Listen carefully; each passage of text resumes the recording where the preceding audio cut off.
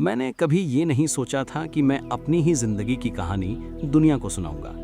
इंसान अपने बारे में लिखने बैठता भी तभी है जब समय उसे मजबूर कर देता है, जब उसके जीवन में इतने उतार चढ़ाव, इतने तूफान आ चुके हों कि चुप रहना नामुमकिन हो जाए। मेरी कहानी असल में सिर्फ मेरी नहीं है, ये उस पूरी पीढ़ी की कहानी है जिसने इतिहास को सिर्फ पढ़ा नहीं बल्कि जी कर सहा है। मैं एक ऐसे दौर में पैदा हुआ था जो बाहर से स्थिर और सुरक्षित दिखाई देता था, लेकिन भीतर ही भीतर आने वाले भूकंपों की आहट लिए हुए था। मैंने अपनी जिंदगी में वो सब देखा जो आमतौर पर कई पीढ़ियां मिलकर भी नहीं देख पाती। युद्ध, क्रांति, विनाश, विस्थापन। ऐसा लगता है जैसे मैंने एक नहीं कई जिंदगियां जी ली हों। कभी मैं उस दुनिया का हिस्सा था जहां सब कुछ स्थिर था, फिर मैं उस समय में पहुंचा जहां सब कुछ टूट गया, और फिर एक तीसरी दुनिया में जहां पुरानी पहचान का कोई अर्थ नहीं बचा। जब मैं अपने अतीत को याद करता हूं तो मुझे साफ महसूस होता है कि आज की दुनिया और उस समय की दुनिया दो बिल्कुल अलग-अलग ब्रह्मांड हैं। हमारे और हमारे पहले के समय के बीच जो पुल थे वे सब जल चुके हैं। आज की युवाओं को जब मैं अपने बचपन की बातें बताता हूं तो वे हैरान रह जाते हैं, क्योंकि जो मेरे लिए सामान्य था वो उनके लिए इतिहास बन चुका है। मैं उस समय में बढ़ा हुआ जिसे मैं सुरक्षा का स्वर्ण युग कहता हूं। उस दौर में लोगों को यकीन था कि दुनिया स्थिर है, सुरक्षित है और हमेशा ऐसी ही रहेगी। हर चीज तय थी, कितनी आमदनी होगी, कब प्रमोशन मिलेगा, कितनी बचत करनी है और भविष्य कैसा होगा। जीवन एक सीधी रेखा की तरह चलता था, बिना किसी बड़े झटके के। हर परिवार के पास एक निश्चित बजट होता था। लोग अपने बच्चों के लिए बचत करते थे, अपने बुढ़ापे के लिए बीमा लेते थे और हर अनहोनी के लिए पहले से तैयार रहते थे। ऐसा लगता था जैसे इंसान ने किस्मत को भी काबू में कर लिया हो। युद्ध, क्रांति या किसी बड़े संकट का कोई ख्याल तक नहीं था। लोगों को विश्वास था कि अब दुनिया समझदार हो चुकी है और हिंसा का दौर खत्म हो गया है। लेकिन यही सबसे बड़ा भ्रम था। हमारे माता पिता की पीढ़ी को लगता था कि प्रगति कभी रुक नहीं सकती। विज्ञान, तकनीक और समाज लगातार बेहतर हो रहे थे। बिजली आई, टेलीफोन आया, गाड़ियां आईं, लोग आसमान में उड़ने लगे। हर दिन एक नया चमत्कार होता था। ऐसा लगने लगा था कि इंसान अब हर समस्या का समाधान ढूंढ लेगा। लेकिन हमने देखा कि यही प्रगति कितनी खतरनाक भी हो सकती है। हमारी पीढ़ी ने वो सब देखा जो पहले कभी नहीं हुआ था। 2 विश्व युद्ध, भूख, महंगाई, बीमारियां और इंसान के भीतर छिपी क्रूरता का सबसे भयानक रूप। हमने देखा कि कैसे सभ्यता की परत बहुत पतली होती है और उसके नीचे छुपी बर्बरता कभी भी बाहर आ सकती है। फिर भी इस अंधकार के बीच एक अजीब सी सच्चाई भी थी। इसी दौर में इंसान ने सबसे बड़ी उपलब्धियां भी हासिल की। उसने हवा को जीत लिया, अंतरिक्ष को छू लिया, बीमारियों को हराया और विज्ञान के ऐसे ऐसे चमत्कार किए जो पहले असंभव लगते थे। यही विरोधाभास हमारी पीढ़ी की पहचान बन गया। एक तरफ विनाश, दूसरी तरफ अद्भुत प्रगति। मैं आज ये सब इसलिए कह रहा हूं क्योंकि मुझे लगता है कि ये गवाही देना जरूरी है। अगर हम अपनी कहानी अगली पीढ़ी तक पहुंचा सकें तो शायद वे हमारी गलतियों से कुछ सीख सकें।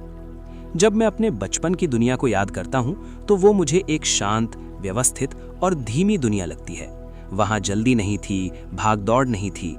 लोग धीरे चलते थे, धीरे बोलते थे और जीवन को आराम से जीते थे। मेरे पिता कभी भागते नहीं थे। उन्होंने कभी जल्दबाजी में कोई काम नहीं किया। उस समय तेजी को सभ्यता नहीं बल्कि असभ्यता माना जाता था। जीवन इतना स्थिर था कि बड़े बड़े युद्ध भी लोगों की रोजमर्रा की जिंदगी को छू नहीं पाते थे। अखबारों में खबरें आती थीं, लेकिन वे सिर्फ खबरें ही रहती थीं, हकीकत बनकर दरवाजे तक नहीं पहुंचती थीं। आज जब मैं उन दिनों के अखबार पढ़ता हूं तो हंसी आती है। जिन बातों को लोग तब बड़ी समस्या समझते थे वे आज के मुकाबले कितनी छोटी थी। लेकिन तब किसी को अंदाजा नहीं था कि आने वाला समय सब कुछ बदल देगा। मेरे माता पिता की जिंदगी सीधी, शांत और सुरक्षित थी।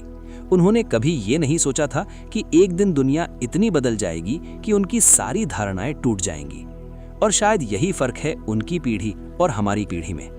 उन्होंने जीवन को आराम से जिया, हमने जीवन को पूरी तीव्रता से महसूस किया। उन्होंने सुरक्षा देखी, हमने अनिश्चितता को जिया।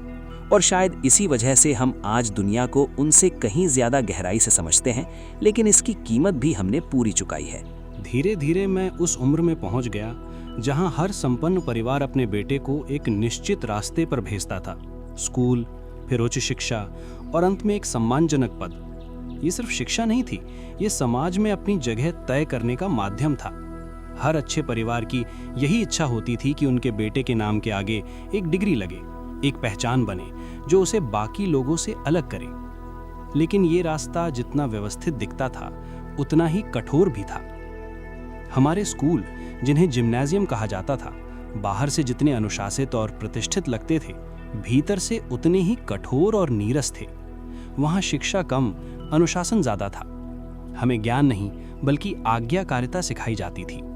हर दिन एक तय ढर्रे पर चलता, घंटी बजती, हम बैठते, शिक्षक आते और फिर शुरू होता एक ऐसा पाठ जिसमें आत्मा की कोई जगह नहीं थी। हमारे शिक्षकों के चेहरे आज भी मेरी स्मृति में वैसे ही कठोर हैं, जैसे वे इंसान नहीं बल्कि किसी व्यवस्था के प्रहरी हों। उनके लिए हम छात्र नहीं थे बल्कि संख्या थे, जिन्हें एक निश्चित ढांचे में ढालना था। वे हमसे सवाल नहीं पूछते थे कि हम क्या सोचते हैं, वे हमें बताते थे कि हमें क्या सोचना चाहिए। पढ़ाई का मतलब था रट लेना। इतिहास, साहित्य, विज्ञान, सब कुछ हमें इस तरह सिखाया जाता था जैसे ये सब किसी और की संपत्ति हो, जिसे बस याद करना है, समझना नहीं। हमारी कल्पना, हमारी जिज्ञासा, हमारी स्वतंत्र सोच, इन सब को धीरे धीरे कुचल दिया जाता था। स्कूल का माहौल ऐसा था जिसमें डर हमेशा मौजूद रहता था।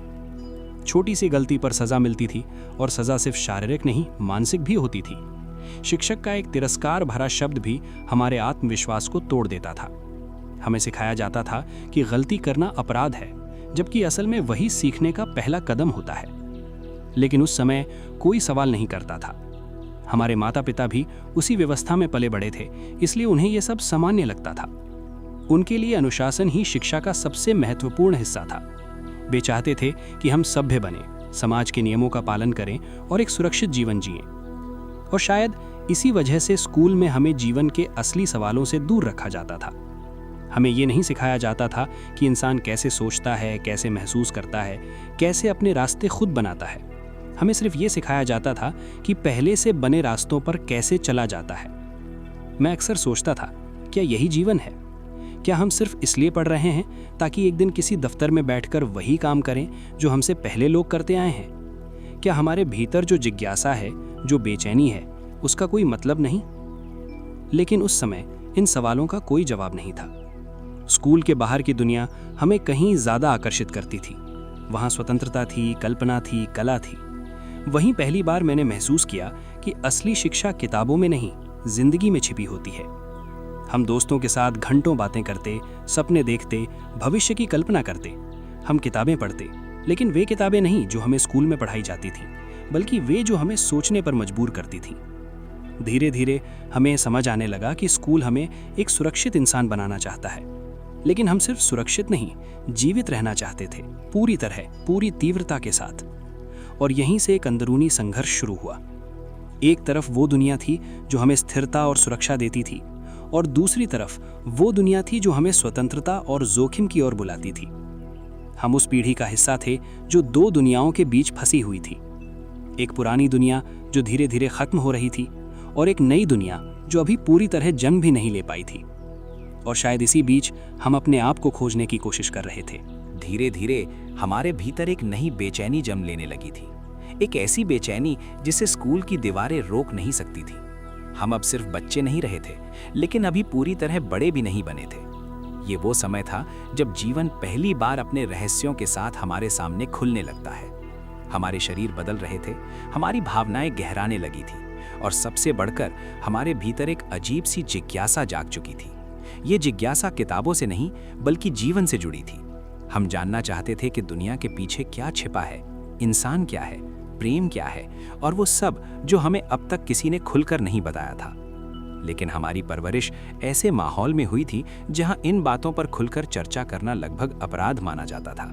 हमारे स्कूलों में, हमारे घरों में, हर जगह एक कृत्रिम शालीनता थी, एक ऐसा दिखावा जिसमें जीवन के सबसे स्वाभाविक और गहरे पहलुओं को छुपा दिया गया था। हमें बहुत कुछ सिखाया गया, लेकिन सबसे जरूरी बातों पर हमेशा चुप्पी रही, और यही चुप्पी हमारी जिज्ञासा को और भी तीखा बना देती थी। हम दोस्तों के बीच धीमी आवाज में बातें करते, अधूरी जानकारियों को जोड़ते, कल्पनाएं करते। हर छोटी सी जानकारी हमारे लिए किसी खजाने से कम नहीं होती थी।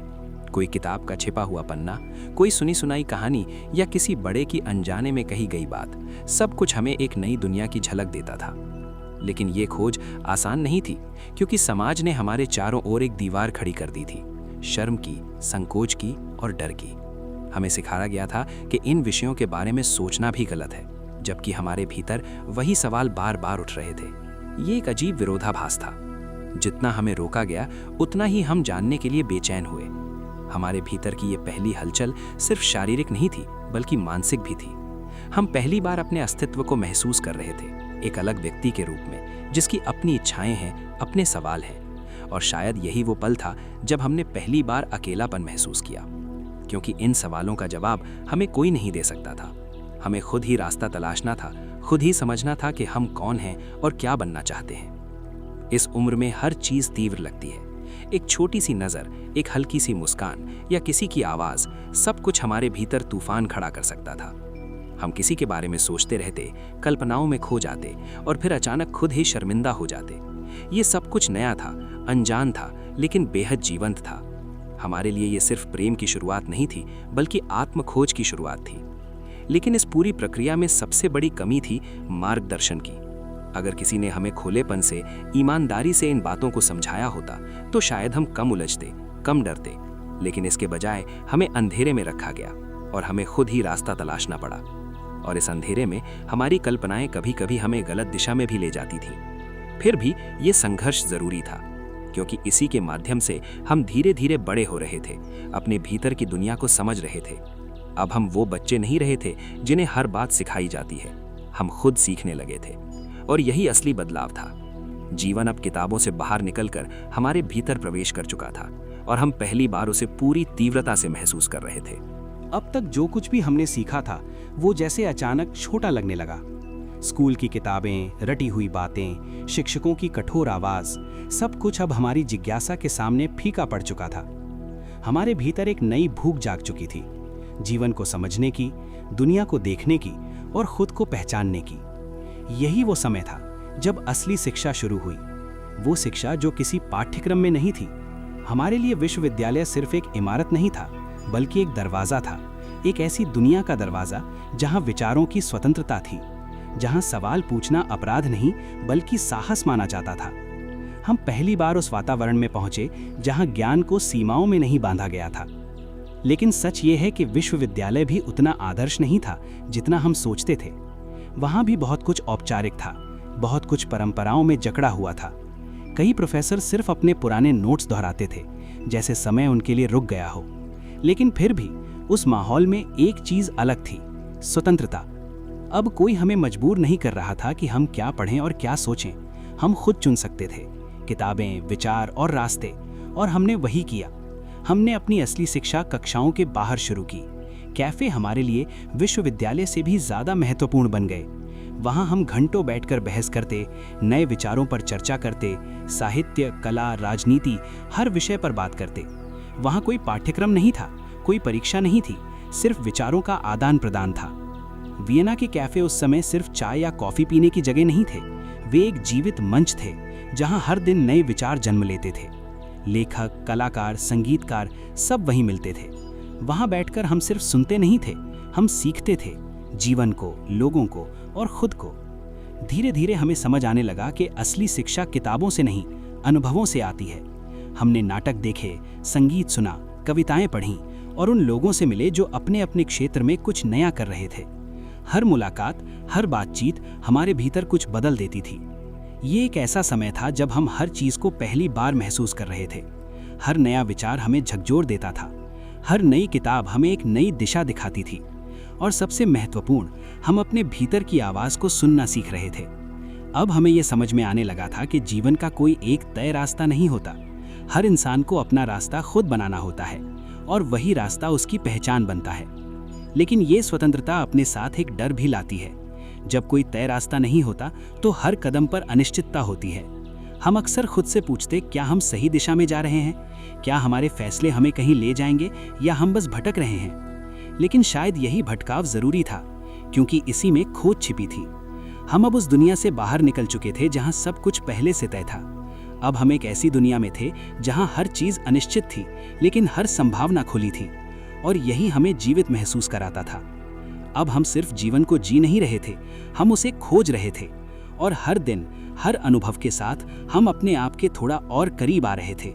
धीरे धीरे हमारी दुनिया वियना की सीमाओं से बाहर फैलने लगी।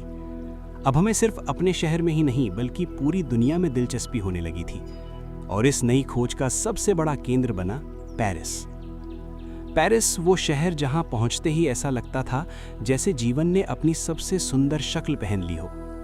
वहां की हवा में ही एक अलग तरह की आज़ादी थी, एक खुलापन जो हमारे लिए बिल्कुल नया था। वियना में जहां परंपरा और शालीनता का दबाव हमेशा बना रहता था, वहीं पेरिस में जीवन को बिना किसी झिझक के जिया जाता था। ये शहर सिर्फ एक जगह नहीं था, ये एक अनुभव था। सड़कें, कैफे, थिएटर, गैलरियां, हर जगह एक ऊर्जा थी, एक जीवंतता। लोग यहाँ सिर्फ जीते नहीं थे, वे अपने जीवन को अभिव्यक्त करते थे। कला यहाँ किसी विशेष वर्ग की चीज नहीं थी, बल्कि हर व्यक्ति की रोजमर्रा की जिंदगी का हिस्सा थी। जब मैं पहली बार पेरिस पहुंचा तो मुझे ऐसा लगा जैसे मेरी आंखें पहली बार खुली हों। वहां के कैफे में बैठकर लोगों को देखना ही अपने आप में एक शिक्षा था। कोई लेखक अपनी नई रचना पर चर्चा कर रहा है, कोई चित्रकार अपनी कल्पनाओं को रंगों में ढाल रहा है, कोई संगीतकार अपनी धुनों में खोया हुआ है। हर कोई अपने अपने तरीके से जीवन को जी रहा था, और यही विविधता उस शहर की सबसे बड़ी खूबसूरती थी। यहाँ किसी को परवाह नहीं थी कि तुम कौन हो, तुम्हारा परिवार क्या है, तुम्हारी सामाजिक स्थिति क्या है। यहाँ सिर्फ एक चीज मायने रखती थी, तुम्हारे भीतर क्या है। और ये बात हमारे लिए बिल्कुल नई थी।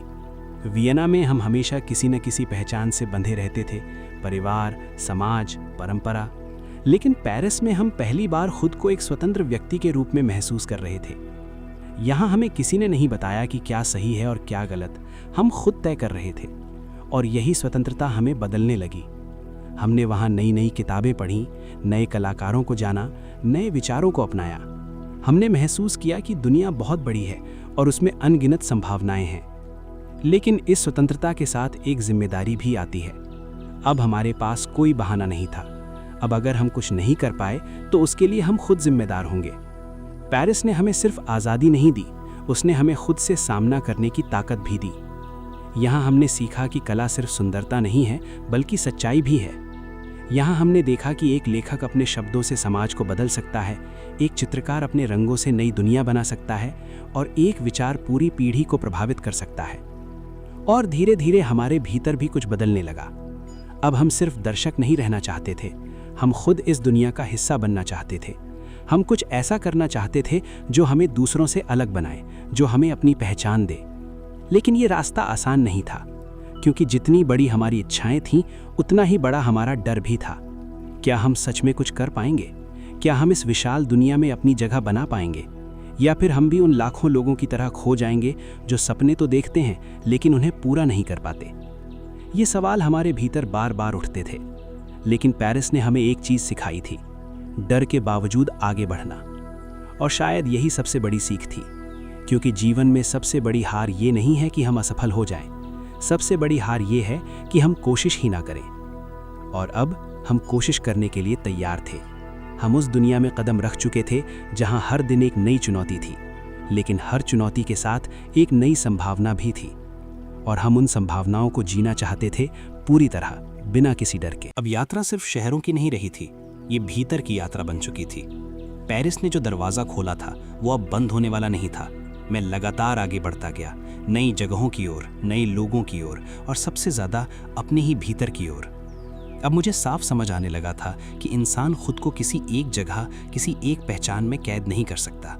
हर नया देश, हर नई संस्कृति मेरे भीतर कुछ जोड़ रही थी, कुछ बदल रही थी। ऐसा लगता था जैसे मैं अपने ही कई रूपों से मिल रहा हूँ। हर जगह एक नया मैं जन्म ले रहा था। यूरोप के बाहर की दुनिया ने तो जैसे मेरी आंखें और भी खोल दी। वहाँ जीवन का रंग अलग था, सोच अलग थी, और सबसे बढ़कर दृष्टि अलग थी। जहाँ हम अपने आप को केंद्र मानते थे, वहाँ जाकर समझ आया कि हम भी इस विशाल दुनिया का सिर्फ एक छोटा सा हिस्सा है। यह एहसास जितना विनम्र बनाने वाला था, उतना ही मुक्त करने वाला भी। अब मेरे लिए सीमाएं सिर्फ नक्शे पर खिंची हुई रेखाएं रह गई थी। असली दुनिया तो उन रेखाओं के पार थी, जहां लोग अलग अलग भाषाएं बोलते थे, अलग अलग तरीके से जीते थे, लेकिन फिर भी भीतर से एक जैसे थे। इसी दौरान मैंने खुद को समझने की कोशिश भी शुरू की। मैं कौन हूँ, मैं क्या चाहता हूँ, और सबसे ज़रूरी, मैं क्यों लिखता हूँ। ये सवाल अब मेरे लिए सिर्फ विचार नहीं रहे थे, ये मेरे अस्तित्व का हिस्सा बन चुके थे। मैंने महसूस किया कि लिखना मेरे लिए कोई पेशा नहीं है, ये एक ज़रूरत है। जैसे सांस लेना ज़रूरी होता है, वैसे ही अपने विचारों को शब्दों में ढालना मेरे लिए ज़रूरी था। लेकिन इस रास्ते पर चलते हुए एक और सच्चाई सामने आई। अपने आप को पाना आसान नहीं होता। कभी कभी हमें लगता है कि हम खुद को समझ चुके हैं, लेकिन फिर अचानक कोई अनुभव, कोई घटना सब कुछ बदल देती है और हमें फिर से शुरुआत करनी पड़ती है। ये प्रक्रिया थकाने वाली भी थी, लेकिन उसी में एक अजीब सी खुशी भी थी, क्योंकि हर बार जब मैं खुद को नए तरीके से समझता तो मुझे लगता जैसे मैं थोड़ा और जीवित हो गया हूँ। लेकिन इस पूरी यात्रा में एक चीज़ लगातार मेरे साथ रही, एक हल्की सी दूरी। जहाँ भी गया मैंने खुद को पूरी तरह उस जगह का हिस्सा नहीं पाया। हर जगह मैं थोड़ा सा अजनबी था, शायद इसलिए क्योंकि मैं किसी एक पहचान में बंधना नहीं चाहता था, या शायद इसलिए कि मेरी असली पहचान ही यही थी, एक यात्री जो हर जगह से कुछ लेता है लेकिन कहीं ठहरता नहीं। यह एहसास कभी कभी अकेलापन भी देता था, लेकिन धीरे धीरे मैंने उसे स्वीकार करना सीख लिया, क्योंकि इसी अकेलेपन में स्वतंत्रता छुपी थी। अब मुझे किसी एक जगह से बंधने की ज़रूरत नहीं थी। मैं जहाँ भी जाता वहीं मेरा घर बन जाता, और शायद यही मेरी सबसे बड़ी ताकत थी। मैंने समझ लिया था कि जीवन का असली अर्थ किसी एक मंजिल तक पहुंचना नहीं है, बल्कि उस रास्ते को जीना है जो हमें वहां तक ले जाता है। और इस रास्ते में जितने भी मोड़ आते हैं, जितनी भी अनिश्चितताएं होती हैं, वही हमें बनाती हैं। अब मैं पीछे मुड़कर नहीं देख रहा था, मैं आगे बढ़ रहा था, एक ऐसी दुनिया की ओर जो हर दिन बदल रही थी, और मुझे नहीं पता था कि आगे क्या होने वाला है।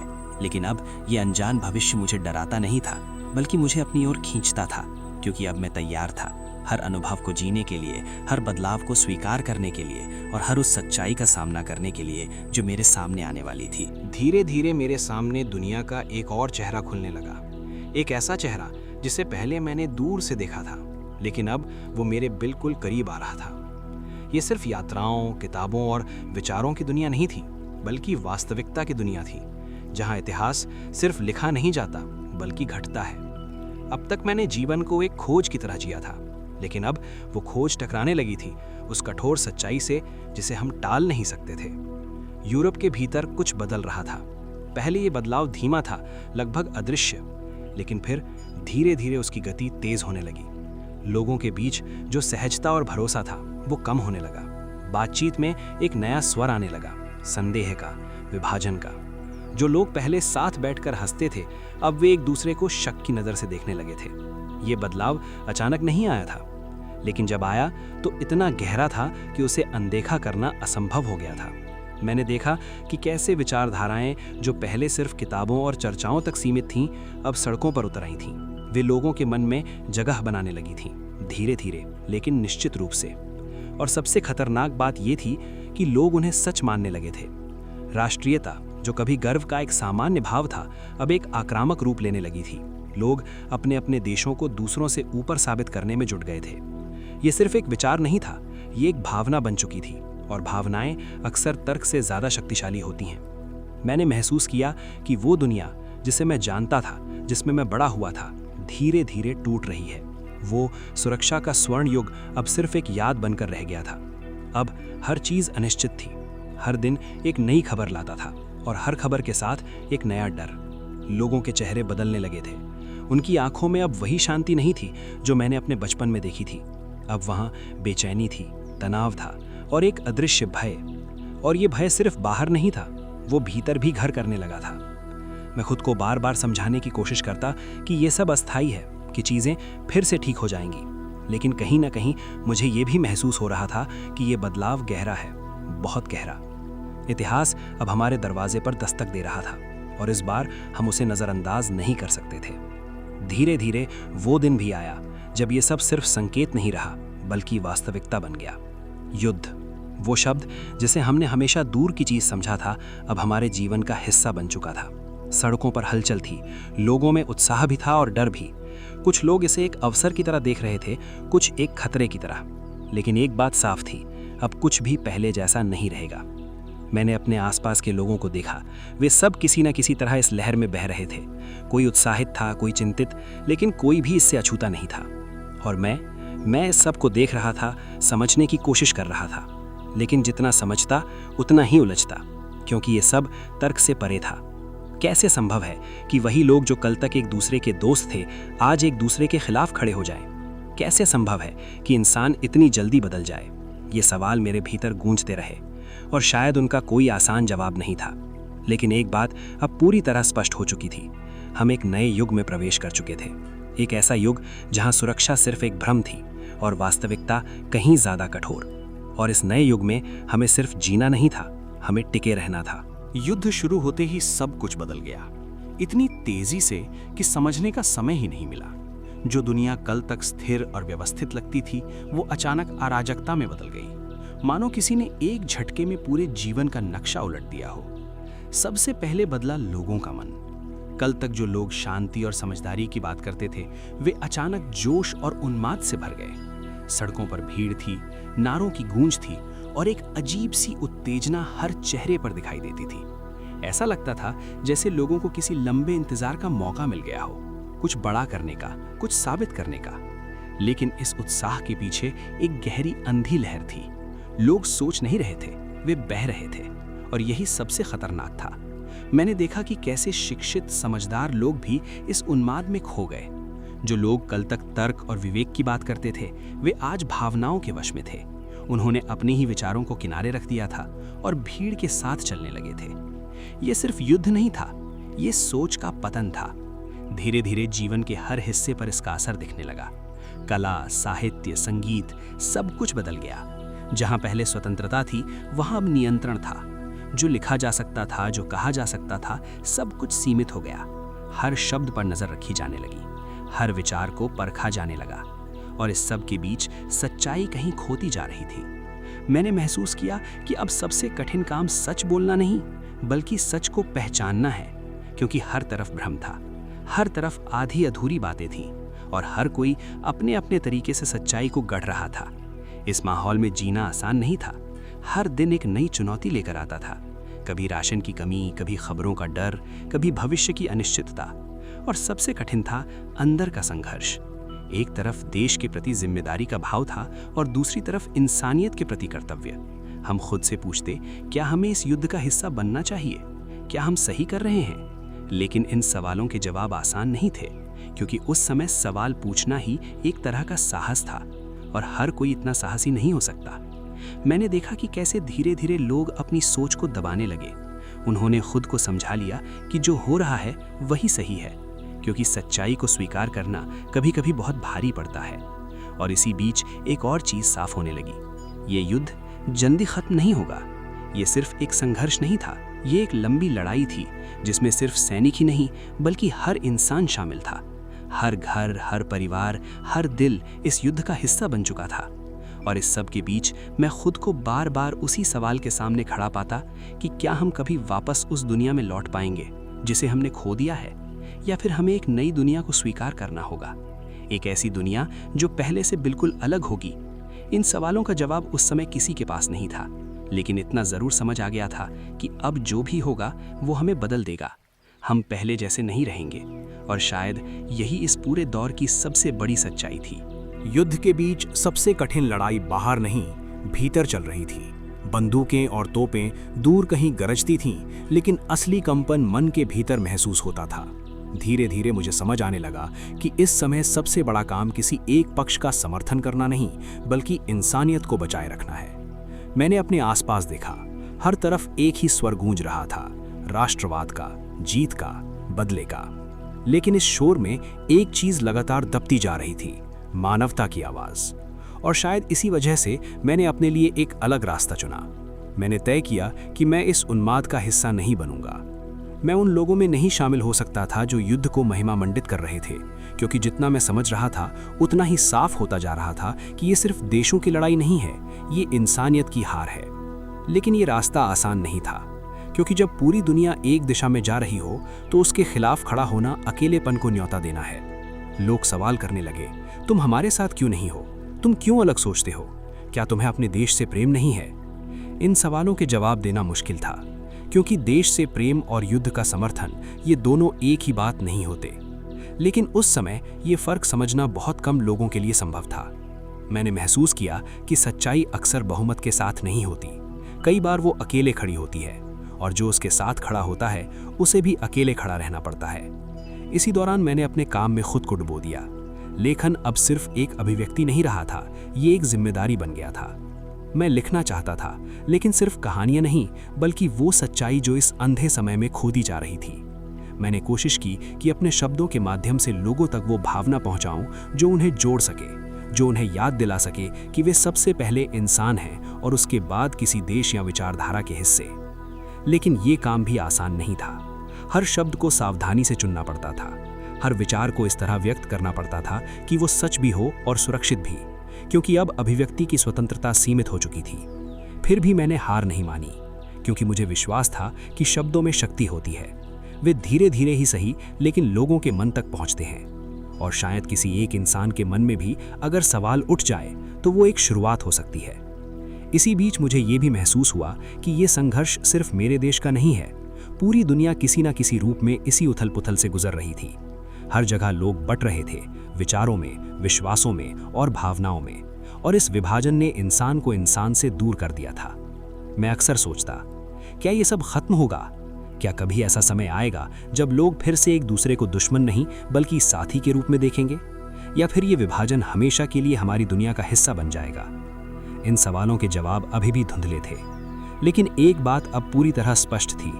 इस दौर में सबसे जरूरी चीज है अपने भीतर की सच्चाई को बचाए रखना, क्योंकि बाहर की दुनिया चाहे जितनी बदल जाए, अगर हम अपने भीतर इंसान बने रह सके तो शायद अभी भी उम्मीद बाकी है। और इसी उम्मीद के साथ मैं आगे बढ़ता रहा, एक ऐसी दुनिया में जो हर दिन मुझे नए सवाल दे रही थी और हर सवाल के साथ मुझे और गहराई में उतरने के लिए मजबूर कर रही थी। धीरे धीरे युद्ध सिर्फ एक घटना नहीं रहा, वो जीवन की स्थायी अवस्था बन गया। जो पहले असामान्य लगता था वही अब सामान्य बन चुका था। लोग इस नए हालात के साथ जीना सीख रहे थे, या यूं कहें समझौता कर रहे थे। सबसे पहले असर पड़ा रोजमर्रा की जिंदगी पर। महंगाई बढ़ने लगी, जो चीजें पहले आसानी से मिल जाती थीं अब दुर्लभ हो गईं। पैसों की कीमत धीरे धीरे गिरने लगी। लोग जिन बचतों पर भरोसा करते थे वे देखते ही देखते बेकार होने लगी। ये सिर्फ आर्थिक संकट नहीं था, ये भरोसे का टूटना था। जो लोग सालों से अपने भविष्य के लिए बचत कर रहे थे, उन्होंने अचानक खुद को खाली हाथ पाया। उनकी मेहनत, उनका धैर्य, सब कुछ जैसे एक पल में मिट गया। मैंने देखा कि कैसे सम्मानित, स्थिर जीवन जीने वाले लोग धीरे धीरे असुरक्षित होने लगे। उनकी आंखों में अब चिंता थी, और ये चिंता सिर्फ पैसों की नहीं थी, ये भविष्य की थी। हर दिन एक नया सवाल लेकर आता था, अब आगे क्या होगा? और इस सवाल का कोई जवाब नहीं था। इसी दौरान समाज में एक और बदलाव आया। लोगों के बीच जो भरोसा था वो कम होने लगा। पहले जहां लोग एक दूसरे पर सहजता से विश्वास करते थे, अब वहां संदेह ने जगह ले ली थी। हर कोई अपने अपने तरीके से बचने की कोशिश कर रहा था। कुछ लोग मौके का फायदा उठा रहे थे, कुछ लोग संघर्ष कर रहे थे, और कुछ लोग बस टूट रहे थे। ये देखना सबसे कठिन था, क्योंकि ये सिर्फ बाहरी बदलाव नहीं था, ये इंसान के भीतर का परिवर्तन था। मैंने महसूस किया कि कठिन समय इंसान को बदल देता है। कुछ लोग और मजबूत हो जाते हैं, लेकिन कुछ लोग अपनी ही सीमाओं में बिखर जाते हैं। और शायद यही इस दौर की सबसे बड़ी परीक्षा थी कि कौन अपने भीतर की इंसानियत को बचा पाता है और कौन उसे खो देता है। इसी बीच मैंने अपने भीतर भी बदलाव महसूस किया।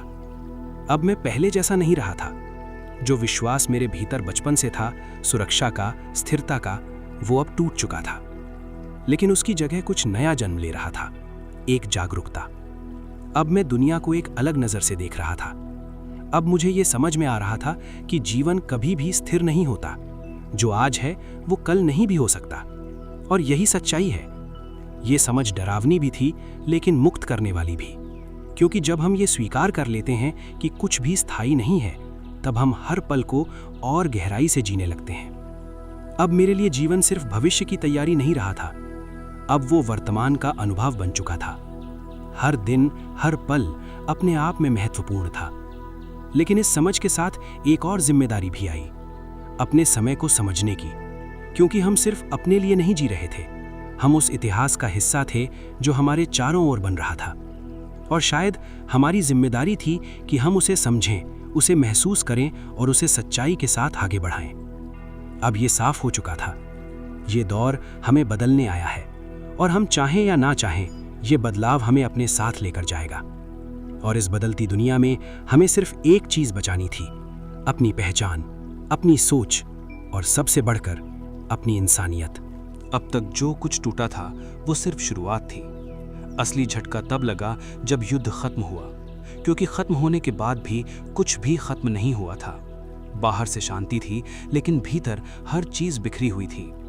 हमने सोचा था कि युद्ध के बाद सब कुछ पहले जैसा हो जाएगा, लेकिन ये एक भ्रम था। जो दुनिया हमने खो दी थी वो वापस नहीं आने वाली थी।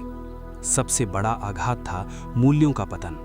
जो चीजें कभी अटल मानी जाती थीं, पैसा, प्रतिष्ठा, सामाजिक स्थिति, वे सब अचानक अर्थहीन हो गईं। लोग जिन पर भरोसा करते थे वे टूट गए, जिन सिद्धांतों पर समाज खड़ा था वे हिल गए, और इस सब के बीच सबसे ज्यादा प्रभावित हुआ आम इंसान। महंगाई अब एक समस्या नहीं रही थी, वो एक भयावह वास्तविकता बन चुकी थी। सुबह जो पैसा हाथ में होता, शाम तक उसकी कीमत गिर जाती। लोग अपनी पूरी जमा पूंजी खोते हुए देख रहे थे और कुछ कर भी नहीं सकते थे। ये सिर्फ आर्थिक संकट नहीं था, ये आत्मसम्मान का संकट था। मैंने देखा कि कैसे शिक्षित, सम्मानित लोग सड़कों पर आ गए। जो कल तक दूसरों की मदद करते थे, आज खुद मदद के लिए तरस रहे थे। ये बदलाव इतना तेज था कि उसे समझने का समय ही नहीं मिला, और यही उसे और भी दर्दनाक बना देता था। समाज में एक अजीब सी बेचैनी फैल गई थी। हर कोई किसी न किसी तरह संघर्ष कर रहा था। कुछ लोग इस स्थिति से बाहर निकलने की कोशिश कर रहे थे, लेकिन कई लोग धीरे धीरे टूट रहे थे। और जब इंसान टूटता है तो वो सिर्फ खुद नहीं टूटता, वो अपने साथ अपने विश्वास भी तोड़ देता है। यही वो समय था जब मैंने महसूस किया कि ये सिर्फ एक संकट नहीं है, ये एक संक्रमण है, एक युग का अंत और दूसरे का आरंभ। लेकिन हर नया आरंभ अपने साथ अनिश्चितता लेकर आता है, और इस अनिश्चितता ने लोगों को अस्थिर कर दिया था। वे किसी सहारे की तलाश में थे, किसी ऐसे विचार, किसी ऐसे नेता की जो उन्हें फिर से स्थिरता दे। लेकिन यही वो जगह थी जहां खतरा छिपा था, क्योंकि जब लोग डर में होते हैं तो वे आसानी से किसी भी दिशा में बह सकते हैं। उन्हें सिर्फ एक आवाज़ चाहिए होती है और वे उसके पीछे चल पड़ते हैं। मैंने देखा कि कैसे धीरे धीरे नए विचार, नई विचारधाराएं लोगों के मन में जगह बनाने लगीं। वे खुद को समाधान के रूप में प्रस्तुत कर रही थीं, लेकिन उनके भीतर एक कठोरता थी, एक संकीर्णता। वे लोगों को जोड़ने के बजाय बांट रही थीं, और फिर भी लोग उन्हें अपनाने लगे, क्योंकि वे थक चुके थे। वे सिर्फ स्थिरता चाहते थे, और जब इंसान थक जाता है तो वो सच्चाई और भ्रम के बीच का फर्क खो देता है। ये देखना बेहद कठिन था, क्योंकि मुझे साफ दिख रहा था कि ये रास्ता सही नहीं है, लेकिन बहुत कम लोग इसे समझ पा रहे थे।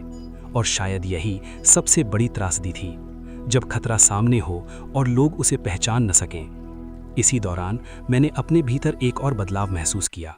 अब मैं सिर्फ एक लेखक नहीं रह गया था, मैं एक गवाह बन चुका था। उस समय का गवाह जो इतिहास के सबसे महत्वपूर्ण मोड़ों में से एक था। और मुझे महसूस हुआ कि मेरी जिम्मेदारी अब सिर्फ लिखने की नहीं है, बल्कि सच्चाई को दर्ज करने की है, क्योंकि आने वाली पीढ़ियां शायद ये सब नहीं समझ पाएंगी अगर कोई उन्हें बताए नहीं। और इसी भावना के साथ मैं अपने अनुभवों को शब्दों में ढालता रहा, ताकि जो कुछ हमने जिया है वो कहीं खो ना जाए, क्योंकि यादें ही वो पुल हैं जो अतीत को भविष्य से जोड़ती हैं। और अगर ये पुल टूट जाए तो हम अपनी ही कहानी से कट जाते हैं। धीरे धीरे वो समय भी आ गया जब दुनिया फिर से खतरनाक मोड़ पर खड़ी थी। जो घाव पहले युद्ध ने दिए थे वे भरे नहीं थे, बल्कि उनके ऊपर एक और परत चढ़ गई थी। ऊपर से सब सामान्य दिखता था, लेकिन भीतर कहीं गहराई में असंतोष, डर और अधूरापन जमा होता जा रहा था।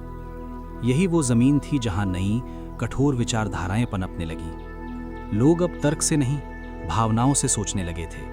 वे थक चुके थे अस्थिरता से, संघर्ष से, अनिश्चितता से। उन्हें एक सरल जवाब चाहिए था, एक स्पष्ट दिशा, चाहे वो कितनी भी कठोर क्यों ना हो। और जब इंसान को सरल जवाब मिलते हैं तो वो उनके पीछे चल पड़ता है, चाहे वे जवाब सही हो या गलत। मैंने देखा कि कैसे धीरे धीरे समाज का स्वर बदलने लगा। पहले जहां बहस होती थी, अब वहां आदेश थे। पहले जहां अलग अलग विचारों का सम्मान था, अब वहां एक ही विचार को थोपने की कोशिश थी। और सबसे खतरनाक बात यह थी कि लोग इसे स्वीकार करने लगे थे। उन्हें लगने लगा था कि शायद यही सही है, शायद यही रास्ता उन्हें फिर से स्थिरता देगा। लेकिन ये स्थिरता एक कीमत के साथ आ रही थी, स्वतंत्रता की कीमत पर। धीरे धीरे अभिव्यक्ति की आज़ादी सीमित होने लगी। जो लोग अलग सोचते थे, उन्हें चुप कराया जाने लगा। सवाल पूछना अब सिर्फ कठिन नहीं, खतरनाक भी हो गया था। और ये बदलाव इतना धीरे धीरे हुआ कि बहुत लोगों को इसका एहसास ही नहीं हुआ।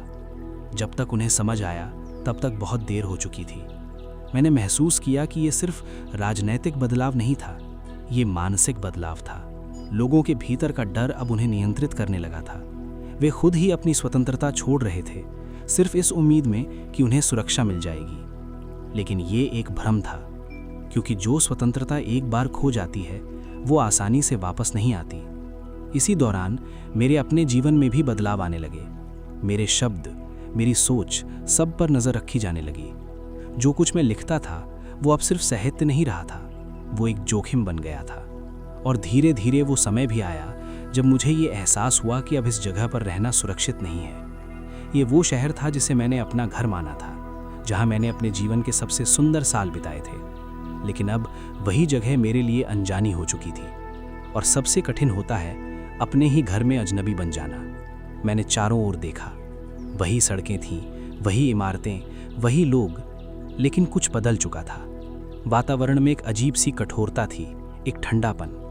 और उस ठंडे माहौल में मेरी पहचान, मेरा अस्तित्व धीरे धीरे जगह खोता जा रहा था। तब मुझे एक कठिन निर्णय लेना पड़ा, जाना, सब कुछ छोड़कर जाना। अपना घर, अपनी यादें, अपनी जड़ें। ये आसान नहीं था, क्योंकि इंसान सिर्फ जगह नहीं छोड़ता, वो अपने साथ एक हिस्सा भी छोड़ देता है। लेकिन कभी कभी आगे बढ़ने के लिए ये ज़रूरी होता है। मैंने जाना कि अब मेरी यात्रा एक नए मोड़ पर है। अब मैं सिर्फ एक यात्री नहीं था, मैं एक निर्वासित था। और ये पहचान, ये अनुभव मेरे जीवन को हमेशा के लिए बदलने वाला था। घर छोड़ना सिर्फ एक भौतिक निर्णय नहीं था, ये आत्मा के भीतर तक उतर जाने वाला अनुभव था। जब इंसान अपनी ज़मीन, अपनी पहचान, अपने लोगों से दूर होता है, तो वो सिर्फ जगह नहीं बदलता, वो अपने भीतर भी एक खालीपन लेकर चलता है। मैंने जब अपने शहर को छोड़ा, तो ऐसा लगा जैसे मैंने अपने जीवन का एक हिस्सा वहीं छोड़ दिया हो। वही गलियां, वही कैफे, वही चेहरे, सब कुछ अब सिर्फ यादों में बदल चुका था। और यादें जितनी सुंदर होती हैं, उतनी ही दर्दनाक भी होती हैं। अब मैं एक जगह से दूसरी जगह जा रहा था। हर शहर में कुछ दिन, कुछ महीने, हर जगह एक नया ठिकाना, लेकिन कोई स्थायी घर नहीं। मैं जहां भी जाता, वहां स्वागत होता, लोग मिलते, बातचीत होती, लेकिन भीतर कहीं एक दूरी बनी रहती। मैं उस जगह का हिस्सा नहीं बन पाता था, क्योंकि अब मेरे पास कोई अपनी जगह नहीं थी। और यही निर्वासन का सबसे बड़ा सच था। तुम हर जगह हो सकते हो, लेकिन कहीं भी पूरी तरह नहीं। ये अनुभव धीरे धीरे मेरे भीतर उतरता गया। पहले जो यात्राएं मुझे उत्साहित करती थीं, अब वही मुझे थका देती थीं। पहले जो नए शहर मुझे आकर्षित करते थे, अब वे मुझे अस्थायी लगने लगे। क्योंकि अब मैं सिर्फ घूम नहीं रहा था, मैं भटक रहा था। लेकिन इस भटकाव में भी एक सच्चाई थी। मैंने समझा कि इंसान की असली जड़ें किसी जमीन में नहीं होती, बल्कि उसके भीतर होती हैं। अगर वो अपने भीतर स्थिर है, तो वो कहीं भी रह सकता है। लेकिन अगर भीतर ही अस्थिरता है, तो पूरी दुनिया भी उसे स्थिर नहीं कर सकती। मैंने अपने भीतर उस स्थिरता को खोजने की कोशिश की। लेखन फिर से मेरा सहारा बना। जब भी मैं लिखता, मुझे लगता जैसे मैं अपने आप से जुड़ रहा हूँ। शब्द मेरे लिए सिर्फ अभिव्यक्ति नहीं थे, वे मेरा घर थे। उनके माध्यम से मैं अपने अतीत को छू सकता था, अपने वर्तमान को समझ सकता था और अपने भविष्य को महसूस कर सकता था। लेकिन इस बीच दुनिया रुक नहीं रही थी, वो लगातार बदल रही थी। और उस बदलाव की दिशा चिंताजनक थी। जो विचारधाराएं पहले सिर्फ संकेत दे रही थीं, अब वे पूरी तरह सामने आ चुकी थीं। कठोरता बढ़ रही थी, असहिष्णुता बढ़ रही थी, और सबसे ज्यादा डर बढ़ रहा था। लोग अब खुलकर बात नहीं करते थे। हर कोई अपने शब्दों को तौलता था, अपने विचारों को छुपाता था। और ये माहौल किसी एक देश तक सीमित नहीं था, ये धीरे धीरे पूरी दुनिया में फैल रहा था। मैं दूर से ये सब देख रहा था, लेकिन दूरी का मतलब सुरक्षा नहीं होता, क्योंकि जो तूफान उठ रहा था वो सीमाओं को नहीं मानता था। और मुझे यह एहसास होने लगा था कि ये सिर्फ शुरुआत है, अभी और बहुत कुछ आने वाला है। और उस आने वाले समय में शायद कोई भी सुरक्षित नहीं रहेगा। ये सोच कभी कभी डराती थी, लेकिन अब डर से भागना संभव नहीं था। अब हमें उसका सामना करना था, क्योंकि हम उस दौर में पहुंच चुके थे जहां इतिहास सिर्फ घट नहीं रहा था, वो हमें अपने साथ खींच रहा था। और अब हम उसके दर्शक नहीं थे, हम उसका हिस्सा बन चुके थे। अब वो समय आ चुका था जब दूर से दिखने वाला तूफान सीधे हमारे सामने खड़ा था। पहले जो कुछ संकेतों में था, अब वो पूरी ताकत के साथ वास्तविकता बन चुका था। दुनिया फिर से युद्ध की ओर बढ़ रही थी, लेकिन इस बार ये और भी भयावह था, और भी व्यापक। मैं दूर था, अपने देश से, अपने शहर से, लेकिन दूरी ने इस भय को कम नहीं किया, बल्कि शायद और गहरा कर दिया। क्योंकि अब मैं सिर्फ घटनाओं का हिस्सा नहीं था, मैं उनका दर्शक भी था। और कभी कभी दर्शक होना और भी कठिन होता है। तुम सब कुछ देखते हो, समझते हो, लेकिन रोक नहीं सकते। जब दूसरा युद्ध शुरू हुआ तो ऐसा लगा जैसे इतिहास ने खुद को दोहराने का फैसला कर लिया हो, लेकिन इस बार और भी निर्दयता के साथ। जो गलतियां पहले हुई थीं, उनसे कोई नहीं सीखा था, बल्कि वे और भी बड़े रूप में सामने आई थीं। मैंने खबरें सुनी, शहरों पर बम गिर रहे हैं, निर्दोष लोग मारे जा रहे हैं, और इंसानियत एक बार फिर हार रही है। और इस बार ये सब और भी तेजी से फैल रहा था, क्योंकि दुनिया अब पहले से ज्यादा जुड़ी हुई थी। हर घटना, हर विनाश, हर पीड़ा कुछ ही पलों में हर जगह पहुंच जाती थी, और ये लगातार देखने सुनने का अनुभव भीतर को थका देता था। अब कोई सुरक्षित जगह नहीं बची थी। हर देश, हर शहर किसी न किसी तरह इस युद्ध से प्रभावित था। और इस सब के बीच एक और चीज साफ हो रही थी। ये सिर्फ देशों की लड़ाई नहीं थी, ये विचारों की लड़ाई थी। मानवता और क्रूरता के बीच, स्वतंत्रता और नियंत्रण के बीच। और इस लड़ाई में जीत हार का मतलब सिर्फ जमीन या सत्ता नहीं था, इसका मतलब था इंसान किस दिशा में जाएगा। मैंने महसूस किया कि अब दुनिया उस मोड़ पर खड़ी है जहां से वापसी आसान नहीं होगी। जो कुछ भी होगा वो आने वाले समय को पूरी तरह बदल देगा, और शायद हमेशा के लिए। इस दौरान मेरा अपना जीवन भी और अधिक अनिश्चित हो गया था। मैं एक जगह से दूसरी जगह जा रहा था, जैसे कोई स्थायी ठिकाना अब बचा ही नहीं हो। हर जगह अस्थायी थी, हर ठहराव अस्थायी था, और ये अस्थिरता धीरे धीरे भीतर तक उतरने लगी थी। कभी कभी मैं सोचता, क्या यही जीवन है, या बस एक लंबी यात्रा जिसका कोई अंत नहीं? लेकिन फिर मैं खुद को याद दिलाता, शायद यही जीवन है, अनिश्चित, अस्थिर, लेकिन वास्तविक। और इसी वास्तविकता में हमें अपना अर्थ खोजना होता है। इसी दौरान मैंने अपने भीतर एक गहरी थकान महसूस की। इतिहास को इतने करीब से देखना, इतने बदलावों को जीना, ये सब आसान नहीं था। कभी कभी लगता था जैसे मैं बहुत कुछ देख चुका हूँ, बहुत कुछ जी चुका हूँ, और अब मेरे भीतर सिर्फ यादें बची हैं। लेकिन उन्हीं यादों में एक ताकत भी थी, क्योंकि वे मुझे ये याद दिलाती थीं कि दुनिया हमेशा ऐसी नहीं थी, कि कभी एक समय था जब लोग एक दूसरे के साथ शांति से रहते थे, जब जीवन सरल था। और यही यादें मुझे ये उम्मीद देती थीं कि शायद एक दिन फिर ऐसा समय आएगा। शायद इंसान अपनी गलतियों से सीखेगा, शायद वो फिर से उस रास्ते पर लौटेगा जहां समझ, सहानुभूति और शांति हो। लेकिन ये शायद ही था, और इस शायद के सहारे ही मैं आगे बढ़ रहा था, क्योंकि अब यही एक चीज बची थी, उम्मीद। और कभी कभी सबसे अंधेरे समय में उम्मीद ही सबसे बड़ी रोशनी होती है। अब भीतर की थकान इतनी गहरी हो चुकी थी कि शब्द भी कभी कभी साथ छोड़ देते थे। जो कुछ मैं देख रहा था उसे समझना ही कठिन था, उसे लिखना तो और भी कठिन। दुनिया जैसे अपनी ही बनाई हुई आग में जल रही थी, और हम सब उस धुएं में सांस लेने की कोशिश कर रहे थे। मैं दूर था, सुरक्षित भी था, कम से कम बाहरी तौर पर, लेकिन मन के भीतर जो चल रहा था उससे बचना संभव नहीं था। हर खबर, हर घटना, हर विनाश, सब कुछ भीतर उतरता जा रहा था, और धीरे धीरे एक एहसास और स्पष्ट होता गया। मैं अब उस दुनिया का हिस्सा नहीं रहा जिसे मैं अपना घर कहता था। वो दुनिया खत्म हो चुकी थी। न सिर्फ शहर, न सिर्फ लोग, बल्कि वो पूरी भावना, वो पूरी संस्कृति, वो पूरा युग। जिस वियना में मैं बड़ा हुआ था, जहाँ कला, संगीत और विचारों की स्वतंत्रता थी, वो अब सिर्फ स्मृति बन चुका था। और स्मृतियाँ चाहे जितनी सुंदर हों, वर्तमान का स्थान नहीं ले सकती। मैंने महसूस किया कि मैं अब एक ऐसे समय में जी रहा हूँ जहाँ अतीत और वर्तमान के बीच कोई सीधा संबंध नहीं बचा। सब कुछ टूट चुका था, और इसी टूटन के बीच एक गहरी उदासी ने जगह बना ली थी। ये उदासी सिर्फ व्यक्तिगत नहीं थी, ये पूरी मानवता के लिए थी। क्योंकि हमने जो खोया था वो सिर्फ इमारतें या शहर नहीं थे, हमने अपना विश्वास खो दिया था, इंसान पर, समाज पर, और उस प्रगति पर जिस पर हमें कभी गर्व था। कभी कभी मैं अपने बचपन को याद करता, वो समय जब जीवन सरल था, जब भविष्य एक वादा लगता था, एक डर नहीं। और फिर मैं वर्तमान को देखता, जहां हर दिन अनिश्चित था, हर खबर भारी थी, ये तुलना भीतर एक खालीपन छोड़ जाती थी, लेकिन इसी खालीपन में एक और चीज़ भी थी, समझ। अब मैं जीवन को पहले से कहीं ज़्यादा स्पष्टता से देख पा रहा था। मैंने समझ लिया था कि कुछ भी स्थायी नहीं होता, न सुख न दुख, न शांति न संघर्ष, सब कुछ बदलता है। और शायद यही जीवन की सबसे बड़ी सच्चाई है। इस समझ के साथ मैंने अपने अतीत को एक अलग नज़र से देखना शुरू किया। अब वो सिर्फ यादें नहीं थीं, वो एक सबक था, एक अनुभव जिसने मुझे बनाया, जिसने मुझे सिखाया कि इंसान कितना सह सकता है, कितना बदल सकता है। और शायद यही इस पूरी यात्रा का अर्थ था, समझना। सिर्फ घटनाओं को नहीं, बल्कि उनके पीछे छिपे अर्थ को। मैंने महसूस किया कि हम सब अपने अपने तरीके से इस समय के गवाह हैं, और हमारी जिम्मेदारी है कि हम इसे भूलने न दें, क्योंकि अगर हम भूल गए तो शायद ये सब फिर से दोहराया जाएगा। और यही डर सबसे बड़ा था। इसीलिए मैंने अपने भीतर जो कुछ बचा था, अपने अनुभव, अपनी यादें, अपनी सच्चाई, उन्हें शब्दों में ढालने का फैसला किया, क्योंकि शब्द ही वो माध्यम है जो समय को पार कर सकते हैं, जो आज को कल तक पहुंचा सकते हैं, और शायद आने वाली पीढ़ियों को ये समझा सकते हैं कि हमने क्या देखा, क्या सहा और क्या सीखा। अब मैं अंत के करीब था, न सिर्फ इस कहानी के, बल्कि उस यात्रा के भी जो मैंने वर्षों पहले शुरू की थी।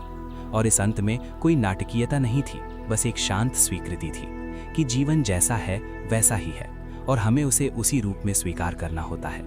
अब मेरे पास शिकायतें नहीं थी, सिर्फ अनुभव थे, और उन्हीं अनुभवों के साथ मैं इस यात्रा को पूरा करने के लिए तैयार था, एक अंतिम दृष्टि के साथ, जहां अतीत, वर्तमान और भविष्य एक साथ खड़े थे। अब अंत सामने था, धीरे धीरे, बिना शोर के, लेकिन पूरी स्पष्टता के साथ। जीवन की ये लंबी यात्रा जो इतने उतार चढ़ावों से गुजरी थी, अब एक शांत ठहराव की ओर बढ़ रही थी। मैंने पीछे मुड़कर देखा, एक पूरा युग मेरी आंखों के सामने था। वो बचपन की सुरक्षित दुनिया, वो युवावस्था की खोज, वो युद्धों का विनाश, वो निर्वासन का अकेलापन, सब कुछ एक साथ। ऐसा लगा जैसे मैं सच में एक नहीं, कई जिंदगियां जी चुका हूं, और हर जिंदगी ने मुझे कुछ दिया, कभी खुशी, कभी दर्द, कभी सीख, लेकिन सबसे बड़ा उपहार था समझ। अब मैं ये समझ चुका था कि जीवन को हम पूरी तरह नियंत्रित नहीं कर सकते। हम योजनाएं बनाते हैं, सपने देखते हैं, लेकिन अंततः समय अपनी दिशा खुद तय करता है, और हमें उसी दिशा में चलना होता है, कभी इच्छा से, कभी मजबूरी से। मैंने ये भी समझ लिया था कि जो कुछ हमने खोया है उसे वापस नहीं लाया जा सकता, लेकिन इसका मतलब ये नहीं कि सब कुछ खत्म हो गया है, क्योंकि हर अंत के भीतर एक नई शुरुआत छुपी होती है, भले ही वो हमें तुरंत दिखाई ना दे। आज जब मैं अपनी कहानी के इस अंतिम मोड़ पर खड़ा हूं, तो मेरे भीतर कोई गुस्सा नहीं है, कोई शिकायत नहीं है, सिर्फ एक शांत स्वीकृति है। मैंने जीवन को उसके हर रूप में देखा है, उसकी सुंदरता भी, उसकी क्रूरता भी, और शायद यही अनुभव मुझे ये कहने का अधिकार देता है कि जीवन अपने हर रूप में जीने लायक है, क्योंकि उसमें सिर्फ दुख नहीं है, उसमें अर्थ भी है, और वही अर्थ हमें आगे बढ़ने की ताकत देता है। मैं ये कहानी इसलिए नहीं कह रहा था कि लोग मुझे जानें, बल्कि इसलिए कि वे अपने समय को समझें, क्योंकि हर पीढ़ी को ये भ्रम होता है कि उसका समय स्थायी है, लेकिन सच्चाई ये है, कुछ भी स्थायी नहीं होता। और यही अस्थिरता हमें विनम्र बनाती है, हमें सिखाती है कि हम हर पल को संजोएं, हर अनुभव से सीखें, और कभी ये न भूलें कि हम सबसे पहले इंसान हैं। अगर मेरी ये कहानी, मेरी ये अनुभव किसी एक व्यक्ति को भी ये समझा सके कि नफरत से कुछ हासिल नहीं होता, कि विभाजन सिर्फ दर्द देता है, और कि इंसानियत ही हमारी सबसे बड़ी ताकत है, तो शायद ये सब व्यर्थ नहीं जाएगा। अब जब ये यात्रा समाप्त हो रही है, मैं सिर्फ इतना कहना चाहता हूँ, जो कुछ हमने खोया है उसे याद रखना, जो कुछ हमने सीखा है उसे आगे बढ़ाना, और जो कुछ हमारे पास है इस पल में उसे पूरी तरह जीना। अगर ये कहानी तुम्हें कहीं भी छू पाई हो, तुम्हें सोचने पर मजबूर किया हो, तो इसे यहीं मत छोड़ना। इस सफ़र को आगे बढ़ाओ, अपने विचारों में, अपने जीवन में। और अगर तुम ऐसी और कहानियाँ सुनना चाहते हो जो सिर्फ मनोरंजन नहीं बल्कि समझ भी दें, तो इस चैनल को ज़रूर सब्सक्राइब करना, क्योंकि ये सिर्फ कहानियों का नहीं, अनुभवों का सफ़र है, और ये सफ़र अभी जारी है।